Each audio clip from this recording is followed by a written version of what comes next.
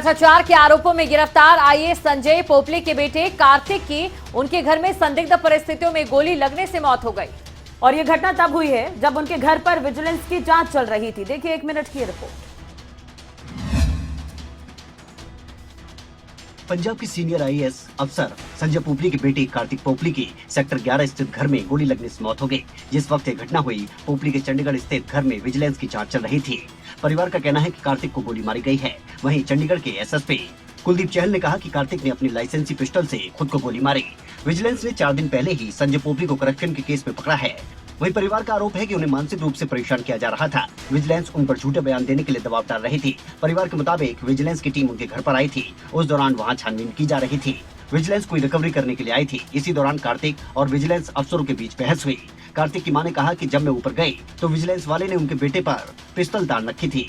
इसके बाद उन्हें नीचे भेज दिया गया और नीचे आने के बाद उन्होंने गोली की आवाज सुनी। बाद में पता चला कि ये गोली उनके बेटे को लगी है।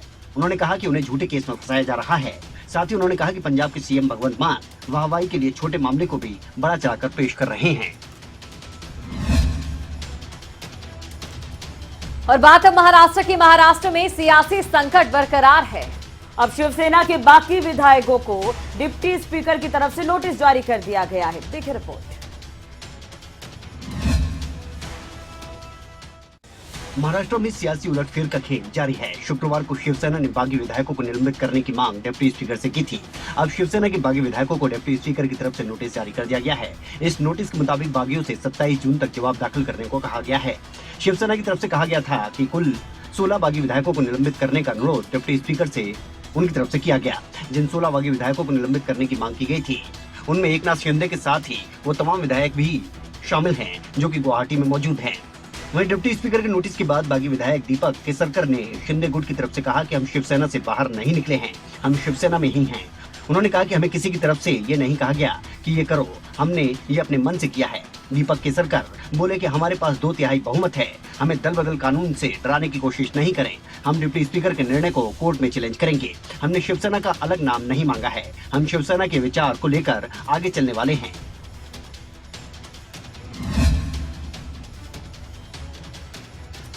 अमित शाह ने पीएम मोदी को क्लीन चिट मिलने पर अमित शाह ने कहा कि गुजरात दंगों को सियासी नजर से देखा गया है।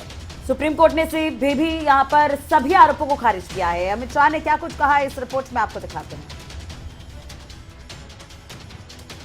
मंत्री अमित शाह ने 2002 में गुजरात दंगों के दौरान जो हुआ उस पर अपनी चुप्पी तोड़ी है। न्यूज एजेंसी एएनआई को दिए एक इंटरव्यू में अमित शाह ने सुप्रीम कोर्ट के हालिया फैसले, गुजरात दंगों से जुड़े मामलों में मीडिया, गैर सरकारी संगठनों और राजनीतिक दलों की भूमिका पर बात की। अमित शाह ने कहा कि सुप्रीम कोर्ट के जजमेंट ने साफ कर दिया है कि आरोप राजनीति से प्रेरित थे। इससे भारतीय जनता पार्टी की सरकार पर जो डब्बा लगा था वो भी धुल और मोदी जी जैसे वैश्विक नेता पर जो गलत आरोप लगाए थे, मैं मानता हूं कि लोकतंत्र के अंदर मोदी जी ने संविधान का सम्मान कैसे हो सकता है, इसका एक आदर्श उदाहरण सभी राजनीति में काम करने वाले लोगों के सामने पर। वहीं गृह मंत्री अमित शाह ने कहा कि बीजेपी की विरोधी राजनीतिक पार्टियां, कुछ आइडियोलॉजी के लिए राजनीति में आए हुए पत्रकार और कुछ एनजीओज ने मिलकर इन आरोपों को इतना प्रचारित किया और इनका इकोसिस्टम इतना मजबूत था कि धीरे धीरे झूठ को ही सब सच मानने लगे। और 2008 के मुंबई आतंकवादी हमलों के सूत्रधार साजिद मीर को पाकिस्तान ने हिरासत में लिया है। पाकिस्तानी खुफिया एजेंसी की तरफ से मौत होने का दावा किया जा रहा था, लेकिन अब गिरफ्तारी हुई है तो देखना होगा और भी क्या कुछ खुलासे इस पूरे मामले पर होते हैं। पाकिस्तान ने 2008 के मुंबई आतंकवादी हमलों के सूत्रधार साजिद मीर को हिरासत में लिया है। इससे पहले कुख्यात पाकिस्तानी खुफिया एजेंसी आईएसआई ने एफबीआई की ओर से मोस्ट वांटेड घोषित साजिद की मौत होने का दावा किया था। विशेषज्ञों के मुताबिक एफएटीएफ की ग्रे सूची से निकलने के लिए पाकिस्तान ने मीर को सजा दिलाने का नाटक किया है। एफबीआई के एक अधिकारी ने बताया कि मीर पाकिस्तान में जिंदा है, हिरासत में है और उसे सजा सुनाई गई है। मीर को मोस्ट वांटेड सूची में शामिल करते हुए एफबीआई ने 2011 में उस पर $50 लाख का इनाम रखा था। अमेरिका और भारत दोनों ही एक दशक से उसे खोज रहे हैं।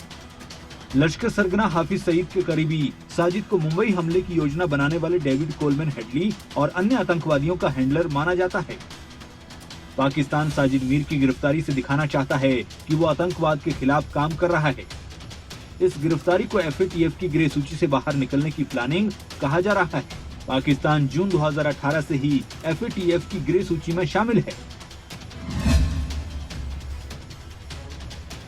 एक तरफ तो मॉनसून का आगमन हो रहा है, देश के कई हिस्सों में बरसात का इंतजार है, तो वहीं आसमान में बरसात ने कहर भी बरपाया है। बाढ़ ने ऐसा कहर ढाया, तकरीबन 45 लाख लोगों का जीवन प्रभावित हुआ है और मरने वालों का आंकड़ा भी बढ़ रहा है।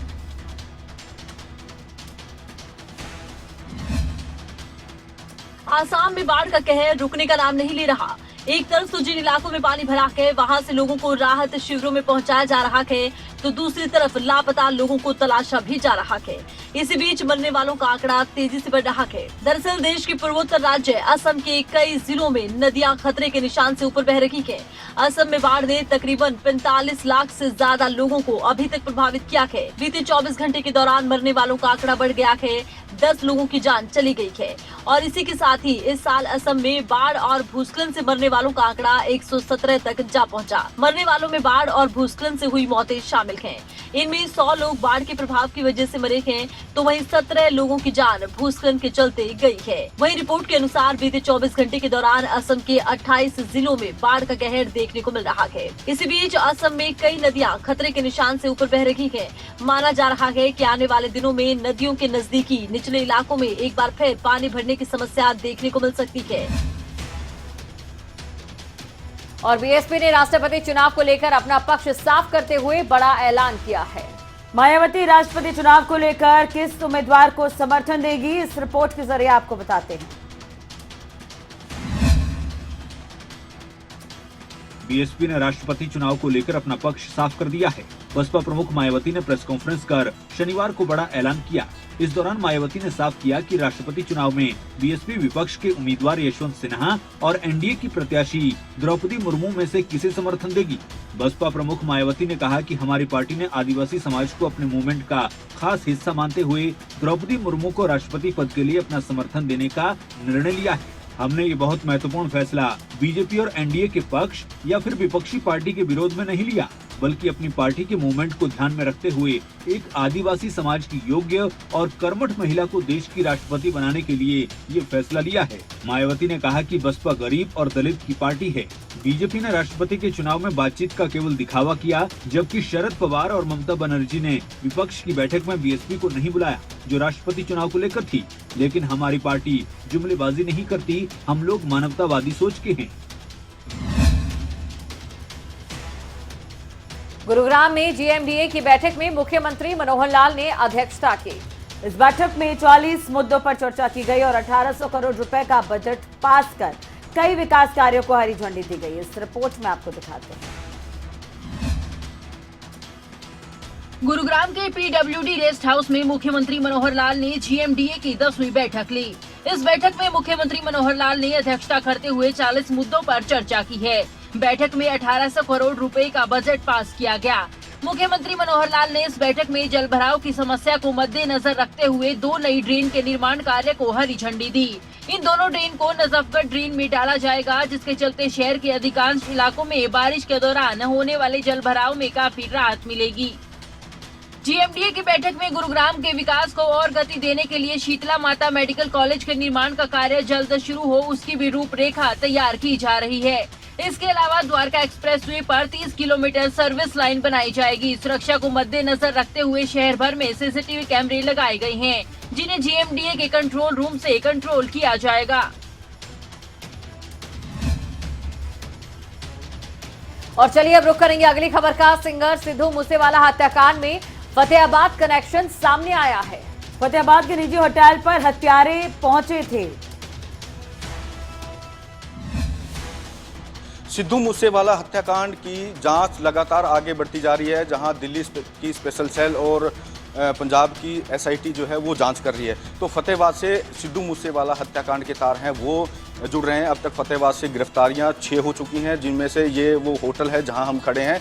इस होटल के जो संचालक हैं 3, काड़ा और विक्रम और पवन गुज्जर, इन तीनों को दिल्ली की स्पेशल सेल ने उठाया हुआ है। इनकी इन्वॉल्वमेंट ये है कि ये वो होटल है जहाँ पर पवन गुज्जर विक्रम और काड़ा का ये होटल है, जहाँ पर वो 25 और 26 तारीख को जो शूटर्स हैं वो यहाँ रुके थे और हत्या करने के बाद भी यहाँ पर वो रुके थे। मैं दिखाना चाहूँगा कि ये जो सांवरिया होटल की ये बुक है, जहाँ पर एक उन शूटरों ने सुमित नाम से, जो झज्जर का रहने वाला है, उसके नाम से उन्होंने। हरियाणा में निकाय चुनाव खत्म हो चुके हैं, लेकिन अभी भी राजनीतिक प्रतिक्रियाएं सामने आ रही है। और इसी कड़ी में कांग्रेस विधायक गीता बुक्कल का भी बयान सामने आया है। उन्होंने चुनाव में जीत को लेकर सरकार को बधाई दी है। और चलिए रुक करेंगे इसी के साथ अगली खबर का, जहां जगाधरी के सिविल अस्पताल में इलाज के दौरान महिला की मौत हो जाती है। महिला थाना छप्पर की रहने वाली बताई जा रही है और उसके 3 बच्चे थे। हत्या के बाद से परिजनों में रोष है और वो लापरवाही के आरोप लगा रहे हैं। ये जगाधरी सिविल अस्पताल की तस्वीरें हैं। अस्पताल उस समय पुलिस छावनी में तब्दील हो गया है जब एक महिला की इलाज के दौरान मौत हो गई। दरअसल शुक्रवार दोपहर 12 बजे महिला को ऑपरेशन के लिए ले जाया जा रहा था और शाम 5:30 में खबर मिलती है कि महिला की मौत हो गई, जिसके बाद परिजनों का गुस्सा फूट पड़ा और वे प्रदर्शन करने लगे। बता दी तो 1 सेकंड को चले गया वहाँ पे, निकल गया। उसने कहा जी कल जो केस हुआ यहाँ डॉक्टर कोई नहीं आया देखने, ना कोई नर्स आई। तो इसने लिख दिया, वो लड़का पढ़ा लिखा था, उसने लिख दिया कि इसने लिखा यहाँ तो 2 नर्सें आई देखने, 2 ट्रीटमेंट करने आई। उसने आने प्रिंसिपल से बता दी कि बयान गलत लिखे हमने। अस्पताल में मृतक महिला के परिजन धरने पर बैठ गए हैं। उनका कहना है कि जब तक डॉक्टरों के खिलाफ FIR नहीं होती है और शव का पोस्टमार्टम नहीं करवाया जाता, तब तक हम यहाँ से उठने वाले नहीं हैं। हालांकि पुलिस इस मसले पर खुद को बचाती नजर आ रही है। अब पीड़ितों को कब तक इंसाफ मिल पाता है, ये देखने वाली बात होगी। ब्यूरो रिपोर्ट, खबरें अभी तक। और नशे से आजादी पखवाड़े के तहत जगाधरी बस स्टैंड के पास एक कैंप का आयोजन किया गया, जिसमें पुलिस के अधिकारी मौजूद रहे और नशे के बढ़ते प्रभाव को लेकर चिंता जाहिर की है। देखिए रिपोर्ट।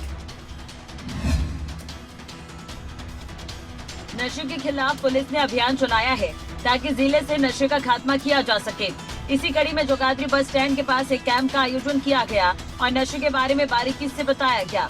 कैंप में ऑटो यूनियन के अलावा ऑटो ड्राइवर मौजूद रहे। इस दौरान ट्रैफिक DSP प्रमोद कुमार ने भी हिस्सा लिया। उन्होंने नशे के बढ़ते खतरे पर चिंता जाहिर की है और ऑटो ड्राइवर को नशे के प्रति न सिर्फ सचेत किया, बल्कि नशे से होने वाले हादसों को लेकर भी जागरूक किया। ट्रैफिक SHO लोकेश कुमार ने भी वक्तव्य दिया और नशे को लेकर ऑटो ड्राइवर को जागरूक किया। साथ ही लोगों को भी नशे से दूर रहने की सलाह दी। प्रदेश में नशे से आजादी पखवाड़े का आयोजन किया जा रहा है। वो 26 जून यानी कि रविवार तक चलेगा। नशा मुक्ति का पखवाड़ा चला हुआ है, यहाँ ऑल इंडिया में ही चला हुआ है।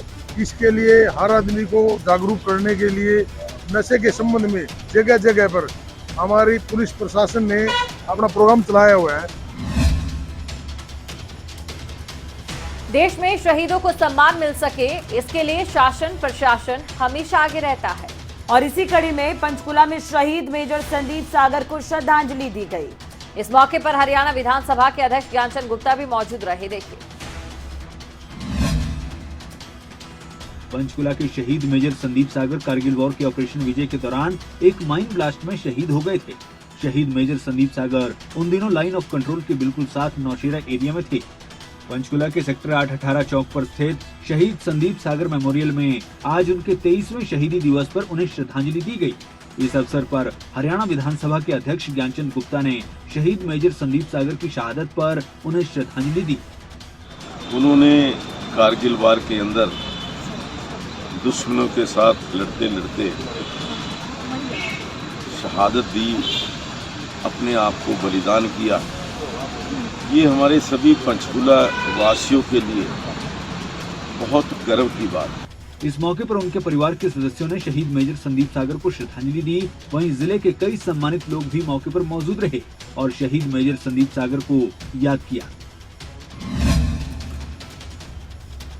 पानीपत की लाडली खुशी के घर इस समय बधाई देने वालों का तांता लगा हुआ है। खुशी ने कॉमन लॉ एडमिशन टेस्ट दिया था, जिसमें उसे देश में 9वां स्थान मिला है और हरियाणा में भी नंबर 1 स्थान पर रही है। देखिए 1 मिनट ये रिपोर्ट।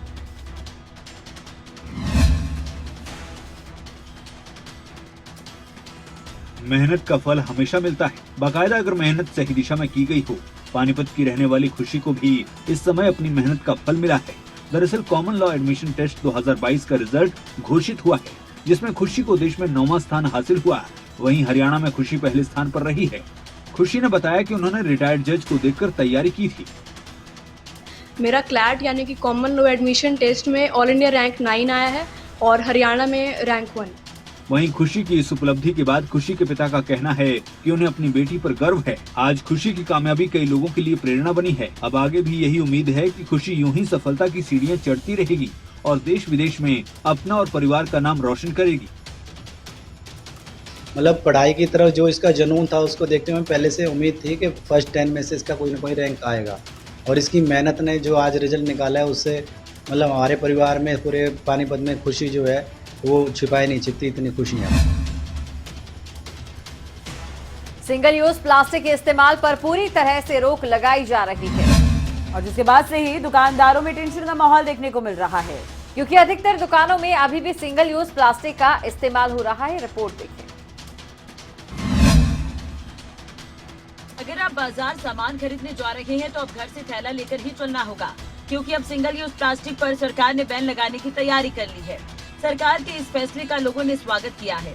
लोगों का ये भी कहना है कि सिंगल यूज प्लास्टिक बनाने वाली फैक्ट्रियों को ही बंद करना चाहिए। अगर मार्केट में ये सामान आएगा ही नहीं तो खुद ब खुद इसको खत्म किया जा सकेगा। उसका अल्टरनेट सरकार को निकालना चाहिए। निकालने से क्या होगा, जो लोगों को छोटे गरीब तबके के लोग हैं उनको इसका बहुत ज़्यादा नुकसान होगा अभी बंद होने से हाथों हाथ। तो वहीं इस पूरे मामले में यमुनानगर नगर निगम मेयर मदन चौहान का कहना है कि केंद्र सरकार की तरफ से 6 महीने पहले ही घोषणा कर दी गई थी कि 1 अगस्त से सिंगल यूज प्लास्टिक का इस्तेमाल नहीं होगा। शासन प्रशासन का सिंगल यूज प्लास्टिक के इस्तेमाल पर रोक लगाने का फैसला साफ है। जो भी नियमों का उल्लंघन करेगा उसके खिलाफ सख्त कार्रवाई अमल में लाई जाएगी। ब्यूरो रिपोर्ट, खबरें अभी तक। चरखी दादरी के बंजारा बस्ती के लोग इन दिनों प्रशासन के ढीले रवैये की मार झेल रहे हैं। लोगों को जल भराव की समस्या का सामना करना पड़ रहा है, लेकिन इस और कोई भी ध्यान नहीं दे रहा। अब ऐसे में लोग नरकीय जीवन जीने को मजबूर है। ये रिपोर्ट आपको दिखाते हैं। तस्वीरों में दिख रहा ये नजारा चरखी दादरी की बंजारा बस्ती का है, जहां चलने के लिए रास्ते तो हैं, लेकिन रास्तों में पानी इस कदर भरा हुआ है कि लोग एक जगह से दूसरे जगह तक जाने के लिए कड़ी मशक्कत कर रहे हैं। पानी की निकासी नहीं होने पर लोगों और महिलाओं को अपने घर में पहुंचने के लिए लकड़ी से बनी ट्रॉलियों का सहारा लेना पड़ रहा है।